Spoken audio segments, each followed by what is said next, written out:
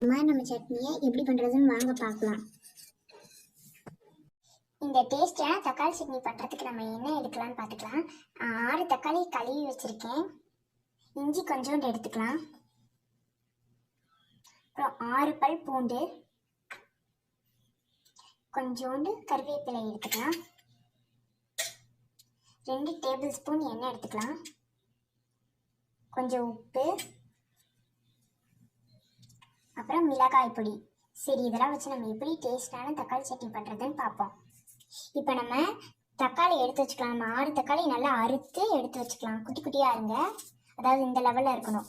இதை நம்ம அறுத்து மிக்சி ஜாருக்குள்ளே போட்டுக்கலாம். 6 தக்காளியும் நம்ம எல்லா தக்காளியும் நறுக்கிட்டோம். இப்போ நம்ம எடுத்து வச்சுருக்க இஞ்சியை போட்டுக்கலாம். இஞ்சி போட்டாச்சு. இப்போ நம்ம வச்சுருக்க 6 பூண்டை போட்டுக்கலாம். இதை நல்லா வலுவலுவலு.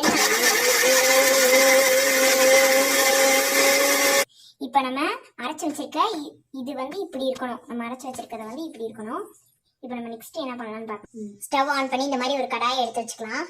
இந்த கடாயில் நம்ம எடுத்து வச்சிருக்க 2 டேபிள் ஸ்பூன் எண்ணெயை ஊற்றிக்கலாம். நல்லெண்ணெய்,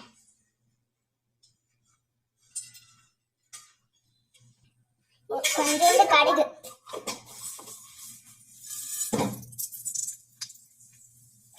நம்ம எடுத்து வச்சிருக்க கருவேப்பிலையை போட்டுக்கலாம்.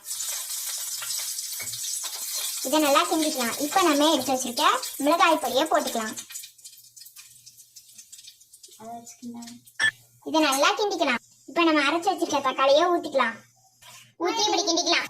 உங்களுக்கு தேவையான அளவு உப்பு போட்டு நல்லா கிண்டிக்கோங்க. இப்போ நம்ம நல்லா கொதிக்க விடணும். அதை கொதிக்க விட்டதுக்கப்புறம் நம்ம நெக்ஸ்ட் பார்க்கலாம். நம்ம மூடி வச்சிடலாம்.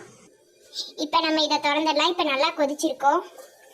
இந்த மாதிரி கொதி வந்ததுக்கப்புறம் நீங்கள் இந்த மாதிரி ஒரு பவுலில் ட்ரான்ஸ்ஃபர் பண்ணிடலாம். இதோ நம்ம டேஸ்டியான சட்னி ரெடி ஆயிடுச்சு. இதை நம்ம இப்போ தோசைக்கு தொட்டு சாப்பிடலாம். இப்போ சாப்பிட்டு பார்த்து நான் எப்படி இருக்குன்னு சொல்கிறேன்.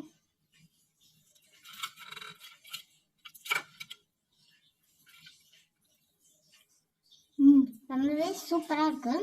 இதை நீங்கள் கன்ஃபார்ம் ட்ரை பண்ணி உங்கள் வீட்டில் எப்படி இருக்குதுன்னு சொல்லி எனக்கு கமெண்ட் பண்ணுங்கள். தேங்க்யூ. இந்த மாதிரி ஒரு சூப்பரான விஷயத்தோட உங்களை அடுத்த வீடியோவில் நான் சந்திக்கிறேன். மறக்காமல் எங்கள் சேனலை சப்ஸ்கிரைப் பண்ணுங்கள்.